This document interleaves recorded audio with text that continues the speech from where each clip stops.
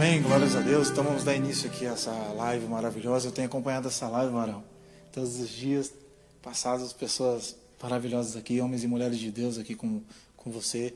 E é muito bom, muito lindo esse trabalho que você vem fazendo, porque eu acredito que o diabo achava que tinha fechado as igrejas, né? O diabo tinha acabado com as igrejas, mas pelo contrário, ele colocou uma igreja em cada casa, né?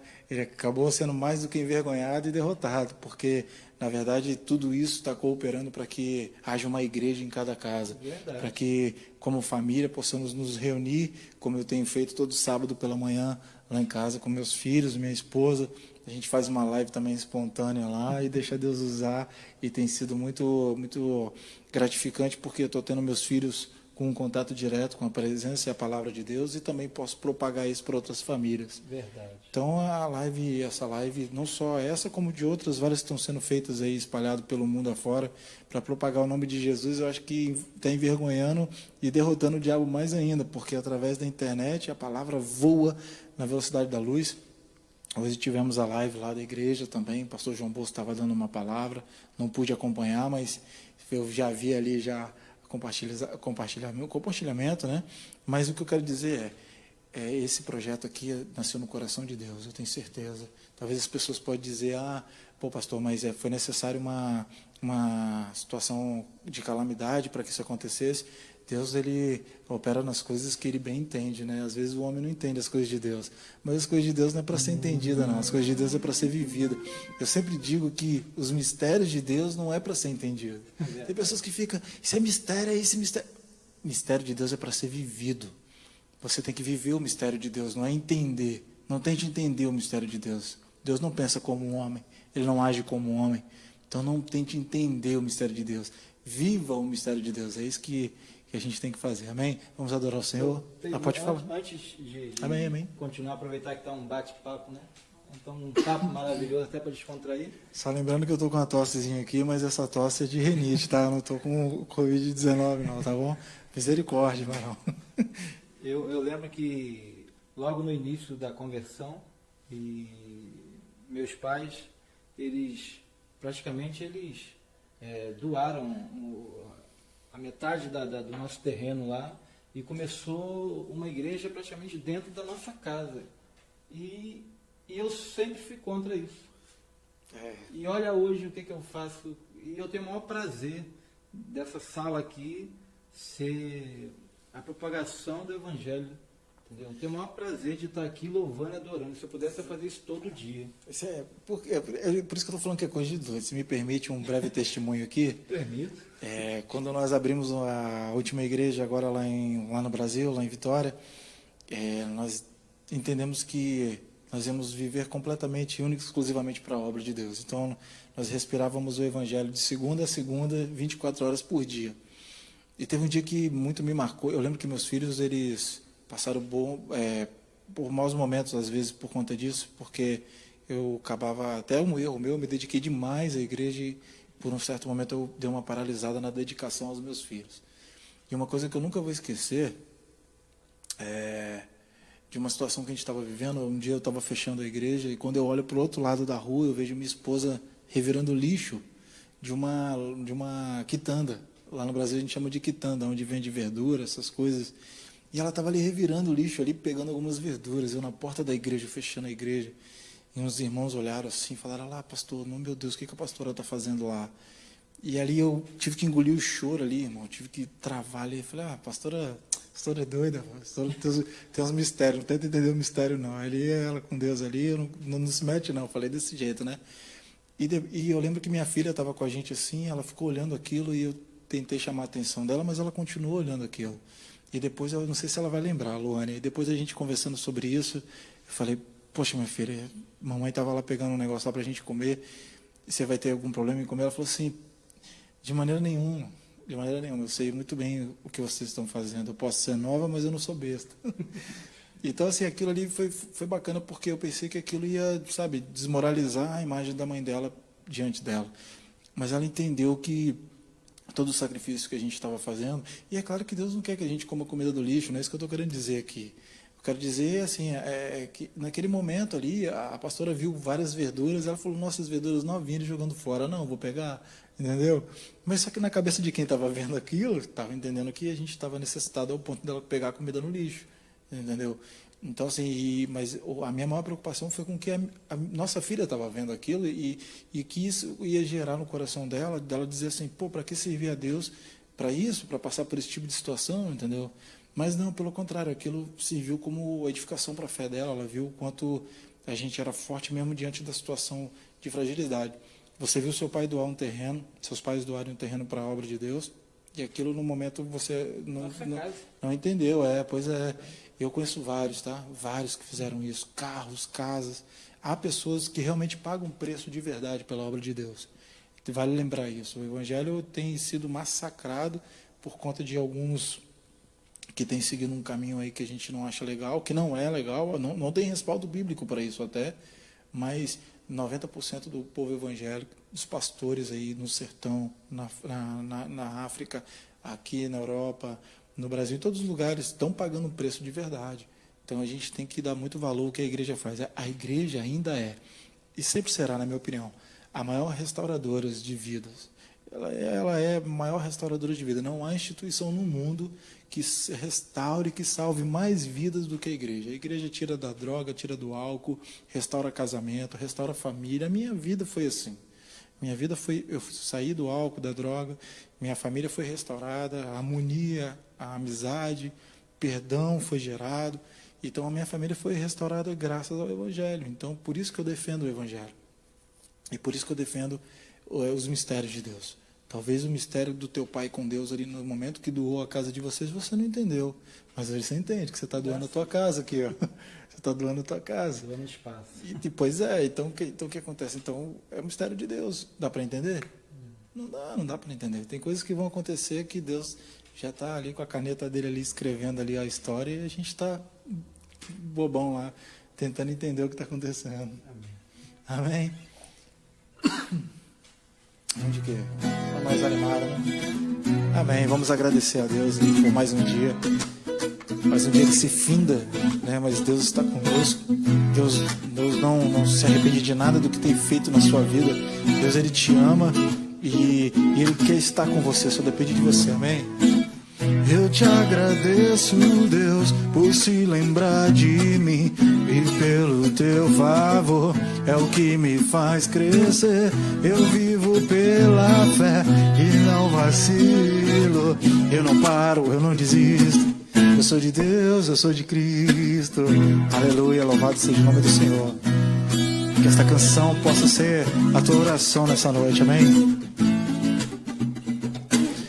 Você mudou a minha história e fez o que ninguém podia imaginar. Você acreditou, isso é tudo. Só vivo pra você, não sou do mundo não. A honra, a glória, a força e o louvor a Deus. Das minhas mãos é pra dizer que te pertenço, Deus.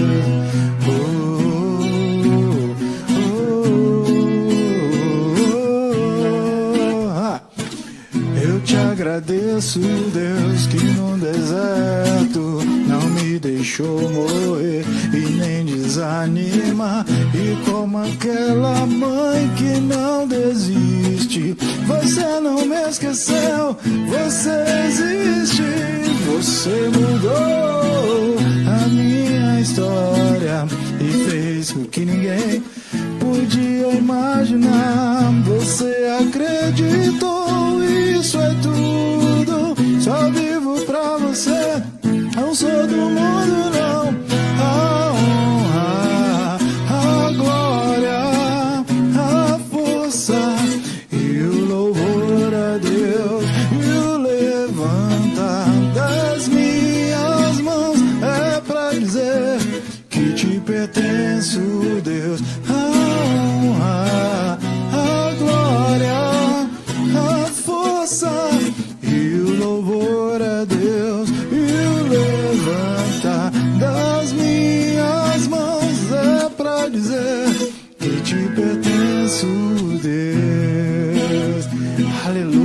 Louvado seja o nome do Senhor.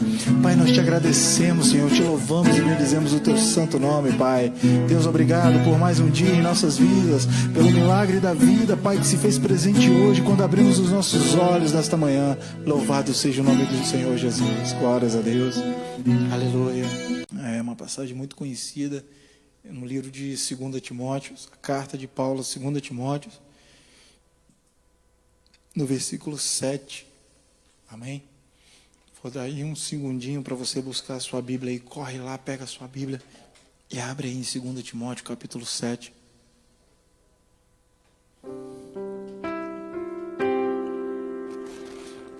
Timóteo, capítulo 7. A carta escrita pelo apóstolo Paulo ao seu discípulo Timóteo é uma carta muito linda, porque não só instrui Timóteo, né, como discípulo, como servo de Deus, mas também instrui o filho, né, a quem Paulo tanto amava, né? Paulo nos escrevendo muitas suas cartas, ele refere-se a Timóteo como um filho. E isso é maravilhoso, meu irmão. Quando você encontra ali esse nível de amor e carinho na presença de Deus, na obra de Deus, isso é fantástico. Então você que abriu aí, você que encontrou aí a palavra de Deus em 2 Timóteo, capítulo de número 4, no versículo de número 7, diz assim: combati o bom combate, terminei a corrida, em algumas traduções vão dizer, terminei a carreira e guardei a fé. Amém? Eu queria que você refletisse comigo agora, nesse momento, vamos conversar um pouco sobre isso. Né? O que Paulo estava dizendo quando ele dizia, combati o bom combate, terminei a corrida e guardei a fé. O que Paulo trazia para nós, irmãos? O que Paulo nos traz dentro do seu entendimento, dentro daquilo que ele tinha para nós? Vamos avaliar uma questão aqui. O que me traz um entendimento sobre esse versículo é de que Deus, Ele tem um plano para todos nós, amém?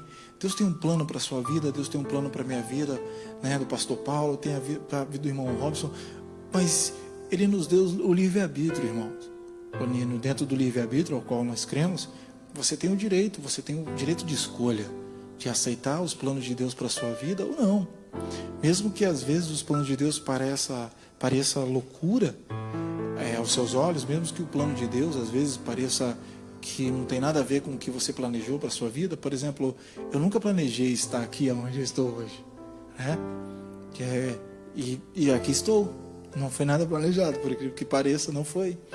Então, Deus me trouxe aqui nessa noite para poder falar com você, para dizer para você que Ele tem um plano para tudo e nem sempre você vai entender esse plano. Nós falávamos sobre os mistérios de Deus agora, porque as pessoas ficam tentando interpretar os mistérios de Deus, ficam tentando entender os mistérios de Deus e se acaba se enrolando e acaba fazendo o contrário da vontade de Deus. Eu costumo aconselhar aos meus irmãos quando vão revelar algo, aqueles que têm o dom da visão, da revelação. Olha, aprendi isso com um pastor muito sábio. Ele dizia, não fique tentando interpretar o que Deus te mostra. Se Deus te passou uma visão, ou se Deus trouxe uma revelação de alguém, acerca de alguém para você, diga somente aquilo que você viu, ou diga somente aquilo que Deus falou. Não fique tentando interpretar. Será que Deus estava querendo te dizer sobre isso, sobre aquilo, né? Não, diga, olha, eu via isso ao teu respeito, ponto final. Peça para que Deus testifique através da palavra, a visão, esse irmão, irmã, e pronto. É assim que se faz. Então, eu queria refletir com você sobre isso. Combati o bom combate, acabei a carreira e guardei a fé. Sabe o que isso me lembra? Que Deus não está preocupado com quem você foi ou com quem você é. Não, eu acho que precisamente Deus está preocupado com quem você pode ser. Sabe por quê? Perdão. Se você for olhar quem eu era um homem totalmente desviado do caminho de Deus. Eu era um homem totalmente largado e entregue às minhas próprias paixões e às concupiscências da minha carne. Mas chegou um certo momento na minha vida que Deus entrou definitivamente. A minha história de conversão, ela é dentro do carnaval, irmão Robson, em pleno carnaval. Imagina, Brasil, carnaval é festa, farra, e em pleno carnaval, Deus entrou na minha vida de uma maneira que foi arrebatadora. Ele disse, olha, chegou o meu tempo para você e eu já toquei o seu coração, então agora é hora de eu morar. É hora, você abriu o coração, então agora eu preciso fazer morada aí. E eu falei, Deus, amém. Isso aqui tem uma trajetória aí de um testemunho muito breve aqui. Eu tenho um primo chamado Rafael Secato, e nós éramos muito parceiros de farra. E quando Deus começou a trabalhar no meu coração, eu me arrumava para ir aos cultos, o Rafael me ligava, então, tô chegando aí pra gente tomar uma cerveja, não sei o quê. Eu falei, não, cara, eu vou na igreja. Ele, pô, não, outro dia você vai, hoje não, pô, vai me deixar sozinho, né, aquela coisa. E eu falava, não, tá bom, então, para não deixar ele chateado, eu agradava ele e desagradava a Deus. Porque nós somos criados juntos mesmo, como irmãos, somos primos de primeiro grau mesmo, a mãe dele, irmã da minha mãe, enfim, pessoa maravilhosa da nossa vida. Então o que aconteceu foi que ele era um empecilho para eu me firmar na casa de Deus, eu não conseguia me posicionar. E um dia eu fiz uma oração para Deus, e eu disse assim, Senhor, só tem um jeito de eu te servir, de eu firmar na sua casa, me livra do Rafael. É sério, eu fiz essa oração, acredite, irmão, eu fiz essa oração. E quando eu fiz essa oração, eu não limitei essa oração. Eu não disse, Senhor, me livra do Rafael assim, não, me livra do Rafael. Foi essa a minha oração. E acredite, na minha mente, se Deus tivesse que levar o Rafael, que assim fosse. Se levar o Rafael, ceifar a vida do Rafael, do meu primo, representasse uma vida de servidão a Deus, que assim fosse. É claro que no meu íntimo eu fiquei, mas Senhor, não precisa chegar a esse extremo, mas eu aceitaria, sério, eu ia sofrer, mas eu aceitaria, porque foi a oração que eu tive que fazer, porque dentro de mim havia um vulcão explodindo ali em erupção para servir a Deus, para invadir ali a casa do Senhor e adorar e servir. Mas o Rafael era esse empecilho, porque devido ao meu grande amor pelo meu irmão, meu primo querido, né? Que eu tenho o mesmo amor que eu tenho pelo Rafael, eu tenho pela minha irmã Janaína, pelo meu irmão Anderson e vários outros primos. Nós somos muito chegados. Mas eu e o Rafael, por regular um pouco ali a idade, apesar de que ele está chegando aos 40, né, agora em setembro, e eu ainda não, calma aí. Mas brincadeira à parte, Rafael sumiu no carnaval. Ele sumiu no carnaval. E eu fiquei meio sem entender, eu falei, onde é que esse cara tá? E eu trabalhava numa empresa de escala, e quando foi no domingo, por volta de meio-dia, o Rafael bateu no meu portão. Estou contando um resumido aqui, irmãos. O Rafael bateu no meu portão, e ele falou assim, olha, vamos ali comigo que eu preciso conversar com você. Eu falei, amém. E aí eu falei, então, não, você estava onde? O que houve? Ele, rapaz, eu tenho que te dizer uma coisa. Eu falei, fala aí, pode falar. Ele, então, eu estava num retiro de carnaval, na igreja da minha esposa, que a Marcela já era assídua já no Evangelho. E ele disse, olha, eu estava no retiro de carnaval lá e eu aceitei Jesus. Rapaz, pensa no coração que explodiu ali, já se abraçou, a gente começou a chorar. E eu falei, meu primo, olha, eu pedi para Deus me livrar de você, aliás, me livrar de você, porque você me atrapalhava, servia a Ele. E qual a melhor maneira que Deus achou, irmãos, de me livrar do Rafael? Trouxe o Rafael para dentro dos seus átrios. Esse testemunho eu gosto de contar, e eu acredito que meu primo também conte muito esse testemunho lá. Assim, tem uma grande história que cerca tudo isso, mas o tempo é curto, não quero me prolongar, então eu contei de forma resumida. E aí, naquele dia, à noite, eu entrei na igreja, o pastor fez o apelo, eu levantei minha mão, e já vai para 11 anos aí de caminhada, graças a Deus. E eu estou maravilhado cada vez mais com Deus. Só que chegou um momento na minha vida, então eu tive aquele processo de quem eu era, uma pessoa completamente entregue aos meus desejos, minhas paixões da carne, e tive um momento da conversão, que eu me tornei um servo de Deus, que até Satanás, o diabo, se aparecesse para mim, eu convertia ele. Eu ia pregar para ele e falar, ô Satanás, acaba com essa briguinha aí, rapaz, sai aí, Pede perdão para Deus, volta para o céu, acaba com esse negócio, né? Pede perdão para Deus, rapaz, e libera perdão aí, seja lá pelo que você tenha contra o Senhor. Eu tenho certeza que você está errado, né? Que você quis se colocar no lugar dele. Então pede perdão para Deus, volta para o céu, acaba com esse negócio. É sério, quando você se converte, você está tão assim cheio do fogo, cheio da presença do Senhor, que você quer pregar até para o diabo se ele aparecer na sua frente. Mas teve um momento em que, o momento de agora, tem um momento de agora, que é o pastor Paulo, maduro, com uma caminhada, tem uma história já dentro da presença, na obra de Deus, e que nem sempre essa história é um final feliz, tem finais felizes. A maioria da trajetória de quem serve a Deus é de luta, é de batalha. Sabe por quê, irmão? Muito tem pregado hoje em dia que você só vai ter vitória, só vai ter vitória. É carro, é casa, é caneta de ouro, é contrato para assinar, é tudo isso é bênção. Mas o evangelho que eu conheço e qual eu entendo da palavra de Deus, da Bíblia, é que para você sorrir você tem que chorar, para você subir você tem que descer, para você ser exaltado tem que se humilhar.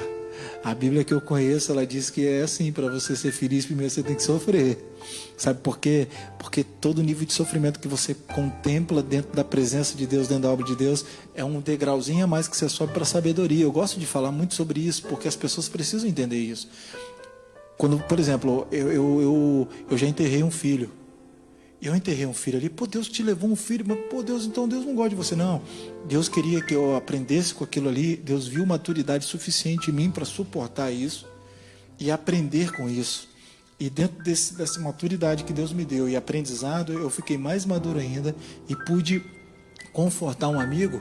Logo depois, meses depois, um amigo que o bebezinho dele nasceu só com a metade do coração e precisava sobreviver 15 dias, ser submetido a uma cirurgia para então tentar reconstituir, para sobreviver, e o filho dele não sobreviveu. Então eu tinha maturidade, e ele viu essa força em mim, a esposa dele viu essa força na minha esposa. Pô, calma aí, vamos chorar junto, eu passei por isso também, cara. Eu sei que você está sentindo. E eu tenho certeza que isso facilitou o processo de conforto dele, porque ele estava com um amigo do lado dele que tinha sofrido isso um tempo atrás e estava de pé. Então um dia ele até me falou, olha, eu estou de pé porque eu tenho você do meu lado aqui, cara. Porque Deus te usou muito para poder trazer esse conforto na minha vida. Então é isso, irmãos. Parece complexo, um paradoxo o que eu estou dizendo, mas não é. Não é. Toda luta que você passa é para que você aprenda a lidar com essa luta, que você possa ali na frente amparar o teu próximo, o teu irmão. Então presta atenção. Vamos observar aqui 2 parâmetros. Salomão, no livro de 2 Samuel, se eu não estou enganado, no livro de 2 Samuel, você vai conhecer a história de Salomão. Mais precisamente, ali no capítulo de número 12, você vai conhecer ali a história de que Davi consola. Olha, Davi nesse momento vivia um momento ruim, um momento difícil. Naquele momento ali, começava a história de Salomão.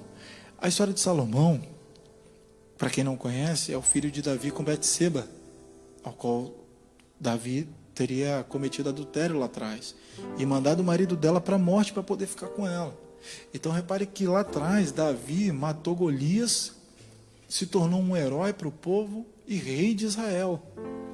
Mas nesse capítulo da vida dele, nessa trajetória da vida dele, ele sente um forte desejo, uma forte atração pelo adultério.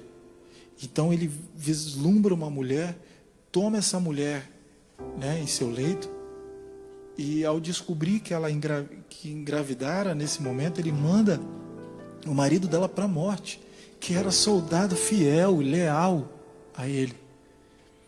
Então olha que parte sombria da parte de Davi, que parte escura da vida de Davi, né? E logo depois disso aí, vem o seu filho morre, né? O bebê que ela estava esperando vai à morte. Davi se ergue toma Betseba como tua esposa e ela dá à luz a um menino. E esse menino é chamado de Salomão. Então o que acontece? E Salomão foi escolhido pelo próprio Davi para assumir o trono. E no início da trajetória de Salomão, Salomão ele pede a Deus sabedoria. Ele diz para Deus: Deus, eu preciso de sabedoria para guiar o teu povo. E nós aprendemos aqui uma coisa muito interessante, irmãos. Quem tem poder, quem tem dinheiro, riqueza, quer mais poder e mais riqueza. Salomão podia ter pedido a Deus mais vitórias contra inimigos, construir uma história ainda maior do que a de seu pai. Poderia ter pedido ainda mais riquezas, assumido mais terras. Ele podia ter pedido tudo isso, irmãos. Mas Salomão pediu sabedoria. Sabedoria. Sabe o que nós precisamos pedir nos dias de hoje para Deus? Discernimento do Espírito. O que está faltando no povo de Deus é discernimento do Espírito. Sabemos discernir a política, sabemos discernir a casa do vizinho, a casa da vida dos outros, sabemos discernir da igreja, sabemos discernir da vida profissional, de tanta coisa, mas nós não estamos sabendo discernir do Espírito. É necessário esse tempo a igreja pedir discernimento do Espírito, para entendermos o plano de Deus. Então o que acontece? Salomão começa muito bem.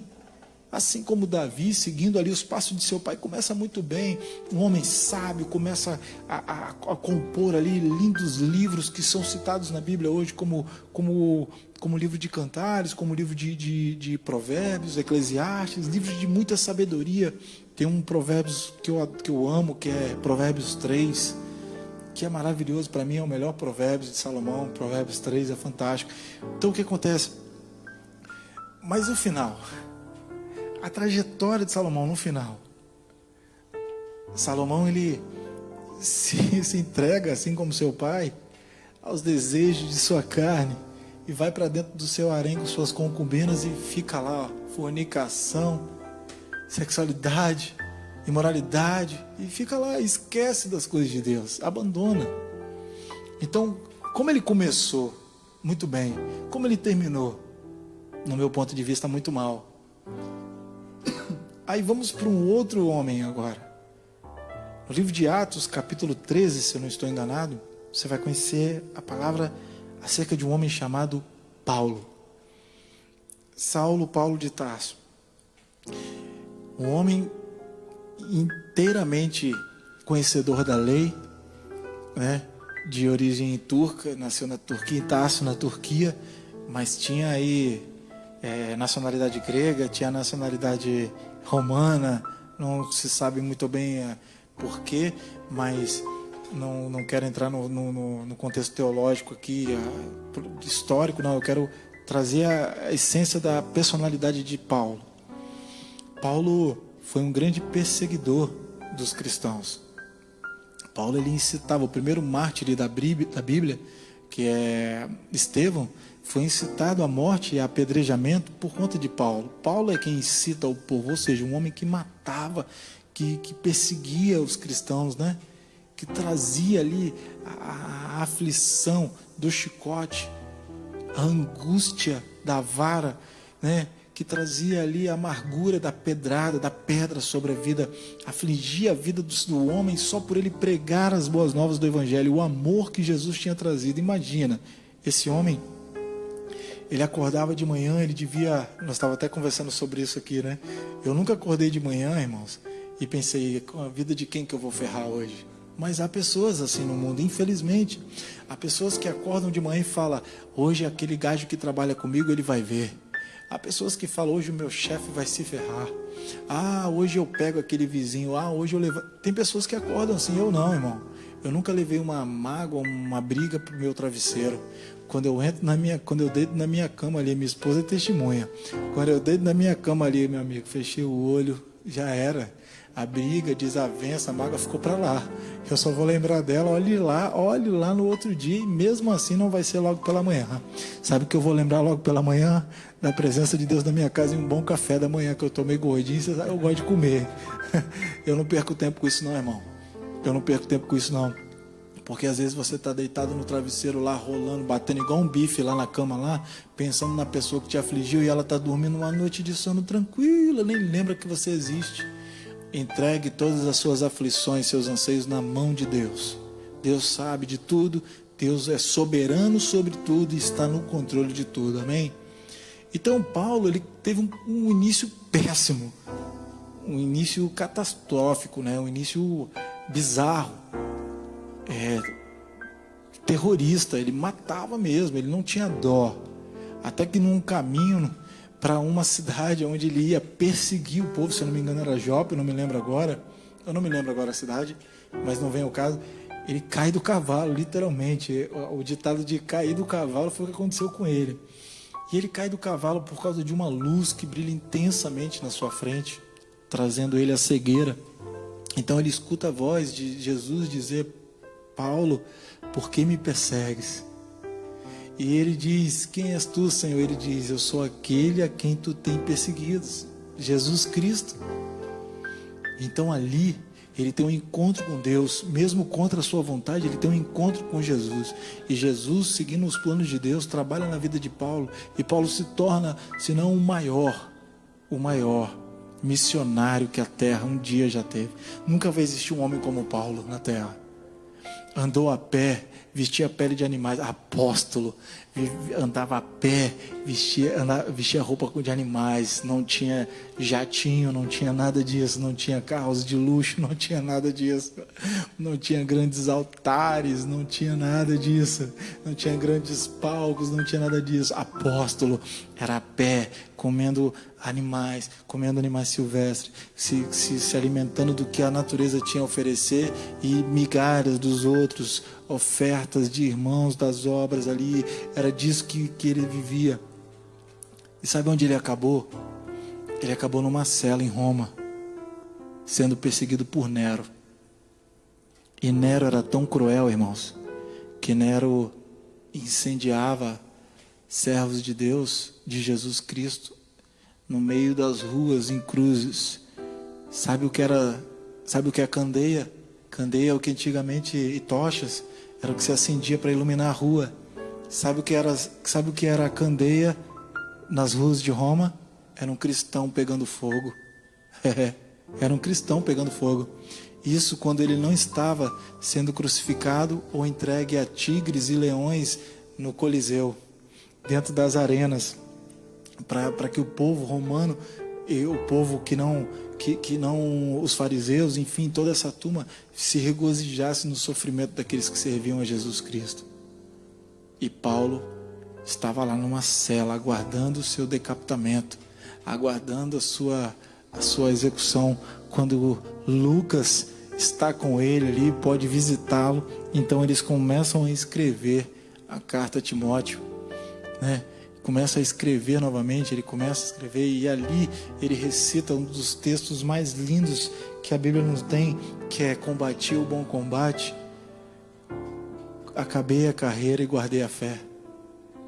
E ali Deus vai dar outro discernimento para ele, porque Paulo, segundo a sua carta aos Coríntios, ele diz que ele era afligido com um espinho em sua carne.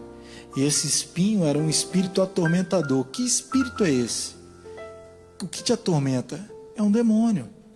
Era um demônio ficava o tempo todo ali, ó. E sabe o que eu creio, irmão Robson, que era a tentação de Paulo? Era o desejo de matar novamente. Porque o cristão era tão perseguido, que devia causar uma ira em Paulo, mas uma ira e uma vontade insaciável de matar um romano, de ferir um soldado daquele, de rebelar o povo. E sabe qual era a estratégia de Judas? Era essa. Por que Judas traiu Jesus? Eu vou fazer um pouco de advogado de Judas aqui agora, amém? Judas não traiu Jesus porque ele era um homem perverso, um homem mau. A tradição diz que Judas teve uma vida sofrida. A vida de Judas não foi fácil, não. Foi uma vida de muita dor, muito sofrimento. Sua mãe, ela chegou ao ponto de se prostituir para poder alimentar ele e o irmão. Mas eu não quero falar sobre isso, mas o que eu quero dizer é o seguinte: Judas, sabe por que ele traiu Jesus? Porque a profecia diz que da raiz de Davi viria o Messias, viria o Salvador. Então, se da raiz de Davi, ou seja, se era um descendente de Davi, então ele seria um rei. E um rei, quando ele chega num lindo alazão, né? Num cavalo maravilhoso, com uma coroa esplêndida na cabeça, e ele desembaia uma espada, e ele proclama a liberdade ao povo, e chama o povo para a guerra, para a batalha, assim como Davi fez. Davi foi para a guerra, Davi foi para a batalha. Então entra Jesus Cristo, nazareno, carpinteiro. Nazaré era considerado uma comunidadezinha qualquer lá, que vamos botar uma favelazinha. Tanto que eles diziam, acaso pode vir algo bom de Nazaré? Então entra um carpinteiro, sentado num jumentinho, dizendo... Você acha que como que o clérigo da igreja ali, como que o clérigo dos grupos, os grupos de clérigos ali, os fariseus, saduceus ali, essênios até que não, mas como você acha que esses homens iam reagir? Então Judas, ele traz Jesus na esperança de Jesus se rebelar no momento de ser preso. A ideia dele era essa, era causar em Jesus uma ira tão grande. Ele imaginou, quando eles prenderem Jesus, ele vai se rebelar. Ali ele vai se rebelar e vai chamar o povo para a luta. E aí o povo vai se rebelar e nós vamos libertar Israel da mão dos romanos. Só que Jesus vem na ceia, Jesus na ceia dá ali, bota a cereja do bolo do que ele tinha vindo fazer na terra, e não era guerra. Jesus tinha vindo trazer amor. Jesus não veio para descumprir a lei, Jesus veio para fazer com que a lei fosse cumprida da maneira correta. Ele veio para reformar a lei de Deus. E você pode ver que dentro dessa questão, Jesus ele diz o que? Olha, os 2 maiores mandamentos é amará o Senhor teu Deus acima de todas as coisas e ao teu próximo como a ti mesmo. Ou seja, Jesus já estava dizendo, olha só, não vim fazer guerra, não vim esbofetear ninguém, não vim segurar a espada, eu vim segurar uma flor. Então Judas tenta de uma maneira desesperada ali, movido pelo demônio, movido pelas concupiscências de sua carne, tenta rebelar Cristo, porque ele não entendia, ele não tinha discernimento de espírito, ele não estava ligado no que estava acontecendo.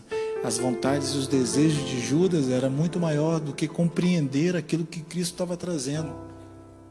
Então Paulo, voltando aqui, ele começou mal e terminou bem. Salomão, Davi, vários outros começaram bem e terminaram mal. Não é o caso de Davi, que Davi teve aquele capítulo ali de Betseba, mas depois ele se enquadrou de novo e voltou para os trilhos. Mas Salomão começou bem e terminou mal. Paulo começou mal e terminou bem. Então Deus não está preocupado com quem você foi e com quem você é. Deus está preocupado com quem você pode ser. E eu te pergunto agora, meu irmão, fecha seus olhos aí. Fecha seus olhos. Tem esse momento aí de reflexão com Deus. Quem você quer ser? Quem você quer ser, meu irmão? Quem você quer ser? Como você quer terminar? Não interessa se você vai estar rico ou pobre aqui na terra, porque a nossa riqueza não é nessa terra. Se você crê em Jesus Cristo, se você crê em Deus, está na hora de você pensar como cidadão do céu, porque tem muito crente pensando como cidadão da terra. Eu entendo que aqui nós temos que nos posicionar, temos que trabalhar, estudar. Quer prosperar, acorda cedo. Quer prosperar, acorda cedo, vai estudar, vai trabalhar para você ser alguém na vida. Eu concordo plenamente. Quer que o seu país melhore, lute para que o seu país melhore, se posicione politicamente, religiosamente, como que seja, mas se posicione. Mas não deixe de pensar como cidadão do céu. Tudo que você fizer aqui vai refletir lá em cima. Tudo que você fizer aqui vai ser contado no último dia. Quando tu for prestar conta, quem você quer ser? Quando Jesus for estar frente a frente com você e ele disser, fulano, Pastor Paulo, apresente a mim as suas obras. Pastor Paulo, apresente a mim as suas obras. Eu vou lá dizer, Senhor, está aqui o que o Senhor me incumbiu de fazer, porque eu tive discernimento do Espírito para entender o meu chamado. Há muitas pessoas que estão vivendo um chamado, aliás, estão longe do seu chamado e não sabem. Há um vídeo no YouTube que o pastor, Deus vem a 3 pessoas. E a primeira pessoa, Deus se refere a um pastor. E Deus fala bem assim: Pastor Anderson, apresente-se a mim. E quando ele vai, ele: Senhor, eu pastoreei a igreja, eu cuidei de várias ovelhas, eu cuidei de vidas, eu ganhei vidas para o Senhor, foi tudo o que eu fiz. E ele diz: mas eu não te chamei para ser pastor, eu te chamei para ser contador, porque através da contabilidade você ia abençoar muitas obras e muitas nações, e vidas seriam arrebatadas através da obra. Então ali a história diz que tudo sobre a vida do pastor Anderson se queimou. E logo depois ele vai até um outro homem, ele diz: contador Max, chama ele de outro nome, contador fulano. E ele diz: Senhor, eu ajudei algumas igrejas e como contador ajudei algumas pessoas, ajudei algumas igrejas, e tudo que eu fiz foi isso para a honra e glória do Senhor. E Deus diz: mas eu não te chamei para ser contador, eu te chamei para ser pastor. Se você tivesse orado e me buscado, você teria entendido isso. Então ali aquele contador, ele fica triste. E numa terceira pessoa, varão, é uma moça, e ele diz: irmã, apresente-se a mim. E ela diz: Senhor, eu não preguei as nações, eu não ajudei as igrejas, eu não fiz a obra na igreja. Tudo que eu fiz foi cuidar dos meus 3 filhos e fazer com que eles nunca se desviassem dos seus caminhos. E Deus disse para ela assim: eu nunca te chamei para pregar as nações, eu nunca te chamei para ajudar a igreja, eu te chamei para manter os seus 3 filhos nos meus caminhos, porque através dos seus 3 filhos eu vou edificar nações, eu vou salvar vidas e resgatar vidas através dos seus 3 filhos. Então Deus se alegrou daquela mulher. Por quê? Porque aquela mulher entendeu o chamado dela. E muita gente às vezes quer estar em cima do altar, às vezes quer estar atrás do púlpito, quer estar com o microfone na mão, muitas vezes quer tocar um instrumento e o chamado dele não está ali. Está entendendo? E muitas vezes há pessoas que estão trabalhando em coisas que nem gostam, só estão lá pelo dinheiro. Às vezes se forma médico pelo dinheiro, nem se forma, não tem amor nenhum pela medicina. Aí forma aqueles médicos que quando você vai consultar, nem olha para sua cara, fica lá olhando para a mesa, lá para o computador escrevendo, nem olha para sua cara. E quando você vai fazer uma pergunta, te responde com maior falta de educação, né?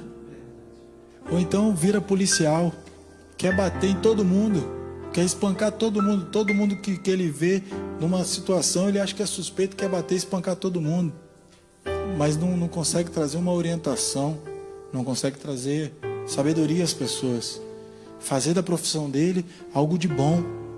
Como há muitos policiais aí, eu conheço policiais sensacionais que fazem uma obra assim. Eu fui formado capelão no Hospital da Polícia Militar do Espírito Santo, né? Eu fiz o curso de capelania no HPM do Espírito Santo e conheci policiais ali, meu Deus, que são anjos, sabe? Cuidam daquela ala psiquiátrica como se fossem a vida deles, entendeu? E conheço médicos também que fazem também da vida deles, a profissão deles, a vida deles. Então você precisa reconhecer o seu chamado, e você só vai reconhecer o seu chamado com discernimento de espírito. Com discernimento de espírito. Eu me tornei pastor porque as consequências de minha caminhada me levaram a isso. E pode acreditar, me tornei pastor num ambiente mais hostil que você possa imaginar. Mas era a vontade do Senhor, o trabalhar de Deus, e assim foi, e aqui estou seguindo em frente. Talvez Deus não me chamou para ir cuidar de uma igreja, talvez Deus queria que eu viesse às nações, né? Talvez não seja para pastorear um ministério, sim para vir às nações como missionário, para tentar fazer a diferença em outra nação. Portugal tem condições de dar voos muito mais altos, só precisa crer mais em Deus, abraçar o Senhor Jesus, abraçar a essência de Deus. Você que é português, que nos ouve agora, ou europeu, abraça a essência de Jesus, deixa Jesus entrar na sua vida, deixa Jesus fazer morada em teu lar, na tua casa. Teu casamento está ruim, cai para a Bíblia. Isso aqui é um manual da vida. quer aprender como sustentar seus filhos, está aqui. Quer aprender como lidar com sua esposa, está aqui. Quer aprender como lidar com seus pais, está aqui. Quer aprender como lidar com teu próximo, teu chefe, teu professor, teu irmão, teu amigo, está tudo aqui no manual da vida. Está tudo aqui. Quando eu comecei a destrinchar esse livro aqui, comecei a investigar tudo que estava aqui, passei a conhecer muito mais e melhor o ser humano. Então eu queria deixar essa palavra para você nessa noite. Mais do que de quem você foi, mais do que você é, Deus está preocupado com quem você pode ser. E acredite, Deus não quer que você seja uma má pessoa. Deus não quer que você pare e não chegue até o fim, ou que você chegue até o fim como uma má pessoa, não. Como você quer ser lembrado? Eu quero ser lembrado como uma pessoa, um homem bom. Eu quero ser lembrado como um homem bom, como um bom pai. Eu quero ser lembrado como um bom esposo. Quero ser lembrado como um bom filho, como um bom vizinho. Quero ser lembrado como um bom vivante, como um ótimo servo de Deus. Mas pastor, eu tenho falhas, eu tenho pecado. Pastor, você não tem noção. Quem não tem, meu irmão, quem não tem, a palavra de Deus nos diz que aquele que diz que não tem pecado já está pecando, é mentiroso. Deus, Ele sabe muito bem quem você é. Deus sabe muito bem quem eu sou, quem é o irmão Robson, quando ninguém está olhando. Você acha que Deus não sabe quem nós somos? E mesmo assim Ele ama a gente de tal forma que a graça dele vem sobre nós, como Paulo disse: Senhor, afasta de mim esse espírito atormentador, esse espinho em minha carne. Eu acho que ele estava dizendo: Senhor, eu quero matar os romanos, eu não presto, eu não valho nada. E Deus diz para ele: Paulo, a minha graça te basta, a minha graça te basta. Mas entenda, a graça de Deus não é de graça. A graça de Deus não é de graça. A graça de Deus tem um preço a pagar. Pastor, que preço é esse? É um preço de abrir mão. É um preço de você romper com os seus desejos e vontades. Não adianta achar que você pode fazer e acontecer, cometer todo tipo de atrocidade e pecado e achar que a graça de Deus está sobre a sua vida. Quem prega isso é mentira.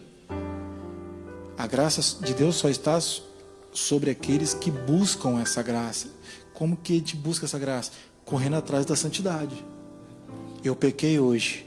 Amém. Qual foi o meu pecado? Eu me desentendi com um amigo no trabalho e dei um soco nele. A graça de Deus está sobre mim? Se dentro do meu coração eu estiver dizendo: bem feito, eu dei o soco, ainda dei pouco, devia ter dado mais. Mas à noite eu estou lá na igreja, aleluia, glória a Deus. A graça de Deus está sobre mim? Não mesmo. Não mesmo. Sabe quando é que a graça de Deus está sobre mim? Deu um soco no meu colega. Rapaz, misericórdia, o que eu fui fazer? Ô varão, me perdoa, cara. Rapaz, eu perdi a cabeça, me perdoa. Eu jamais deveria ter feito isso. Eu não te perdoo, não. Não, amém.